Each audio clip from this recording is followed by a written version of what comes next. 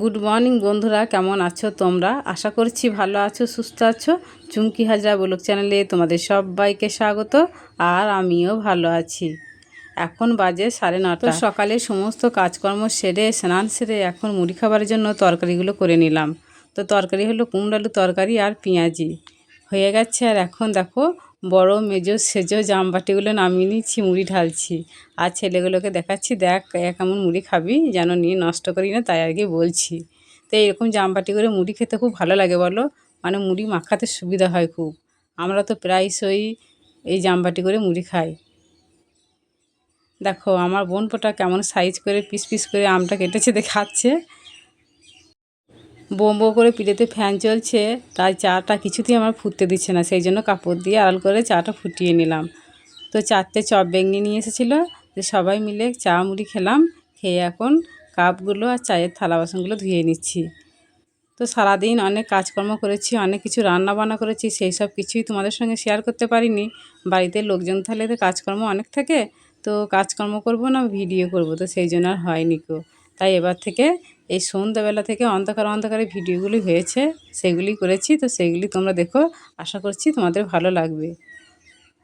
আর এইদিকে দেখো বিছুরামটা ঘুরঘুর করছে আমার কাছে, কেননা ওর খিদে পেয়েছে। যখনই ওর খিদে পায় আমার কাছেও ঘুরঘুর করে, কেন কি সারাদিন তো আমিই খেতে দিই ওকে। বিট্টুর বাবা ওকে তো খেতে কমই দেয়, আমি সারাদিন দিই, তো সেই জন্য আমার কাছেই ঘুরঘুর করে। তো আমি বুঝতেও পেরে যাই যে ওর খিদে পেয়েছে কি পায় নাই। অন্য দিন চা খেয়ে বাসনগুলো ধুই না, যখন আর কি আমরা বাড়িতে খাই সন্ধ্যেবেলায় চা মুড়ি, তখন ধুই না কো। তা এখন তো বাড়িতে লোকজন আছে, বাসন তো খুবই দরকার, আবার রাত্রে ভাত খাবো, তরকারি হবে, তো সেই জন্য ধুয়ে নিচ্ছি। আর সজলের জলগুলো সব ভরে নিয়েছি বালতিতে, ড্রামে, তাতে করে বেশ সুবিধাই হচ্ছে, আর জল বওয়াতে হচ্ছে না। দেখো প্লেটটা পড়ে যাচ্ছে। আর এখন আর নতুন প্লেটগুলো ভেঙে যাচ্ছে গো আপনা আপনি, কী জানি কেন জানি না। খেতে থেকে দেখি ছানি কাটা নেই, সেই জন্য ওকে বললাম তুমি ছানি কেটে দাও একাটি, আর আমি ওকে খেতে দিই। দেখো কেমন ব্যস্ত করছে, আমাকে মাখাতে দিচ্ছে না, মানে খিদে জোরটাও ভালোই লেগেছে। তো এই ফ্যানটা চলছে তো পিড়েতে, ওই জন্য ফ্যানের হাওয়াতে দেবো, তাহলে বেশ আরাম করে খেতে পারবে। আর দুটো ভুসি যদি না দিই তাহলে তো মাথা খারাপ করে ফেলবে, কেননা ভুসি খাওয়ার পোকাও। ভুসি খেতে খুব পছন্দ করে। তো ওকে খেতে দিয়ে আমি এবার আমাদের খাবারের জন্য, মানে রাত্রে খাবারের জন্য ব্যবস্থা করতে বসে গেছি। তো দেখো আপেলের মতো পেঁয়াজ এনে দিয়েছে বিট্টুর বাবা, তো পেঁয়াজটা কেটে নিচ্ছি। তো একটু ঝাঁঝ নয় কিন্তু, আর অন্য পেঁয়াজে এত ঝাঁঝ থাকে। আমি এক বাটি পেঁয়াজ কেটেছি, একটু ঝাঁঝ পাই নাই, মানে চোখে জলই আসেনি। আর আমি যখন ছোটো ছোটো পেঁয়াজগুলো কিনি তখন কি ঝাঁঝ। তো আদা রসুন ছাড়িয়ে নেবো, পেঁয়াজ কেটে নিচ্ছি। আর আমার বোনের বর আর বিট্টুর বাবা সবাই মিলে গেছে কাপড়ের দোকানে জামা প্যান্ট কিনতে। একবার কিনে এনেছিল, সেগুলো পছন্দ হয়নি, দিয়ে আবার মানে পাল্টাতে গেছে। তো ওরা জামা প্যান্ট কিনে বাড়ি আসতে আসতে আমার এদিকে অনেক জোগাড় ব্যবস্থা হয়ে যাবে, তো সেই জন্য আর কি কাটতে বসে গেছি। তো পেঁয়াজ আদা রসুন ছাড়ানো হয়ে গেছে, আর এখন মাংস এনে দিল। আর এই লেগ পিসটা আমার ছোটো বোন খাবে বলছে, আমাকে কাটতে দিচ্ছে না। তা আমি সেই জন্য বলছি, হ্যাঁ রে তুই তো একা নেই, বাড়িতে 3টে ছেলে, বিট্টু আছে, তো দাদা আছে, তুই আছিস, তাহলে তুই যদি একা খাস তাহলে ওরা তো রাগ করবে। তো না ওরা রাগ করেনি, ছোটো ভাই তো যেহেতু, তো সেই জন্য আর কি রাগ করেনি। তো রেখে দিলাম ওর জন্য, ওই খাবে। কি জানি বাবা লেগ পিসের মধ্যে আলাদা করে কি গুণাগুণ পায়, আমার তো মনে হয় মাংস মানে সব জায়গায় মাংসটাই সমান, ওরা আবার আলাদা করেও গুণাগুণ পায়। বিট্টু এরকম কথা বলে মাঝে মাঝে, লেগ পিস রেখে দিও আমার জন্য, মানে যখন বেশি বেশি মাংস নিয়ে আসি বা গোটা মুরগি আনা হয় তখন আর কি বলে। তা দুপুরবেলা আজকে তরকারি করেছিলাম মাছের ঝোল, মানে পেঁপে দিয়ে আলু দিয়ে পটল দিয়ে মাছের ঝোল, একটু নিরামিষ টক করেছিলাম। আজকে তো দশহরা পুজো ছিল, তো সেই জন্য অনেক কিছু সবজিও খেতে নেই, আবার ডিম এইসব খেতে নেই গো। তো সেই জন্য মানে বাছাবাছি করে আর কি রান্নাবান্না হয় আজকে দিনটা বিশেষ করে। তো দুপুরের তরকারি সব ফুরিয়েই গেছে, অল্প অল্প করে করেছিলাম। তো এখন রাত্রির জন্য মাংস নিয়ে এলাম, এই মাংসই রান্না হবে। যেখানে দশহরা পুজো হয়, ধুমধাম হয়, সেখানে কিন্তু আজকে সন্ধ্যাবেলায় মাংসই খাওয়া দাওয়া হয়, তাই না? আর এখন সিলেতে আদা রসুন বাঁটতে এলাম। আদার পরিমাণটা একটু বেশি হয়ে গেছে, সেই জন্য 2 টুকরো তুলে রেখে দিলাম। আর জিরে লঙ্কা এসব কিছু বাটবো না, গুঁড়ো আছে, আদা রসুনটাই শুধু বেটে নেবো। রাত্রেবেলায় আর বাঁটতে পারছি না এত কিছু। আর এই ঘরে ল্যাম্প নেই বলে একদম অন্ধকার লাগছে।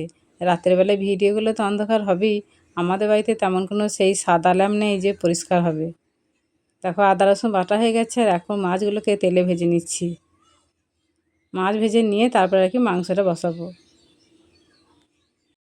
পিঁড়ে ফ্যানটা আগে বন্ধ করে দিয়ে তারপরে কিন্তু তরকারিটা বসাতে এলাম। যদি ফ্যান বন্ধ না করতাম তাহলে সারা রাতেও আজকে তরকারি হতো না কো। এদিকে মাছ ভাজতে ভাজতে চলে এলো আমার বোন জামা প্যান্ট কিনে নিয়ে। তো প্রথমে জামা কিনে এনেছিল, তো সেই জামাগুলো পাল্টে দিয়ে এই গেঞ্জি দুটো কিনে এনেছে। আর আমার বরের কেমন সৌভাগ্য দেখো, জামাই ষষ্ঠী নেই আমাদের, জামাই ষষ্ঠী করতেও যায়নি ও, তবুও কিন্তু আমার মা গিফট পাঠিয়ে দিয়েছে ওর জন্য। কেননা আমার বোনরা তো গিয়েছিল, তো আমার বোনরা ষষ্ঠী উপলক্ষে যায় নাই, এমনি বেড়াতে গিয়েছিলো। তো জামা প্যান্ট আর কি কিনে দিয়েছে ছোটো জামাইকে, তো সেই জন্য আর কি বড়ো জামাইকেও দিয়ে পাঠিয়েছে যে ওকেও দিও। তো দেখো বাড়িতে বসে বসি কেমন পেয়ে গেল গিফট, যেতে হলো না অথচ গিফট পেয়ে গেছে। তো গেঞ্জি দুটো আর কি দেখাচ্ছিলো কে কোন কালারটা নেবে, তো দুটো কালারই সুন্দর, তো যে যেটা নেয় নেবে। প্যান্ট আর পাল্টাতে হয়নি, ঠিকঠাক আছে। তো মাছগুলো আমার তেলে ভাজা হয়ে গেছে আর এখন মাংসটা বসাবো।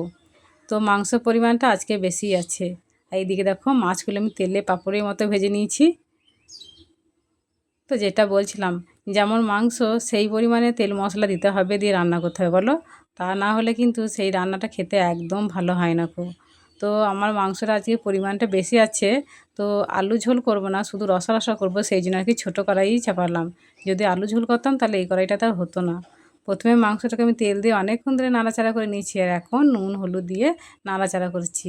তো অনেকক্ষণ ধরে নাড়াচাড়া করার পর তারপর আর কি মশলাটা দেবো। এই যে আমার হয়ে গেছে, অনেকক্ষণ ধরে নুন হলুদে নাড়াচাড়া করা হয়ে গেছে।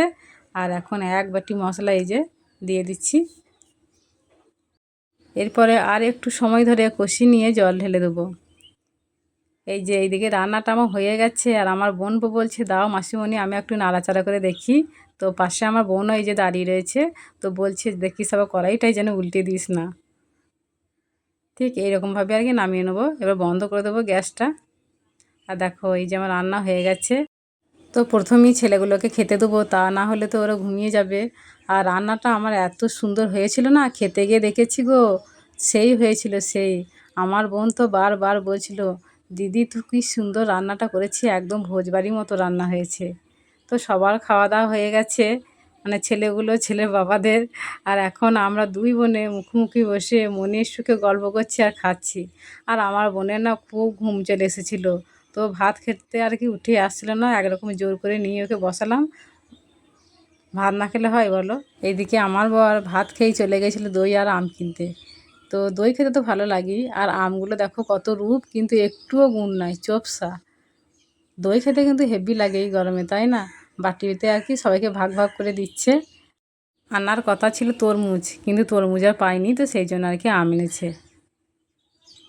তো আমটা একটু ভালো নাই খেতে, কিন্তু দইটা হেভি ছিল। ওই দইটা দিয়ে দিচ্ছে, আর আমি এক ফালা করে আম আর দই দিয়ে দিচ্ছি সবাইকে আর কি ভাগ ভাগ করে। তো বন্ধুরা আজকের ভিডিওটা এই পর্যন্তই, দেখা হচ্ছে আগামী পর্বে। সবাই সুস্থ থাকো, ভালো থাকো, গুড নাইট।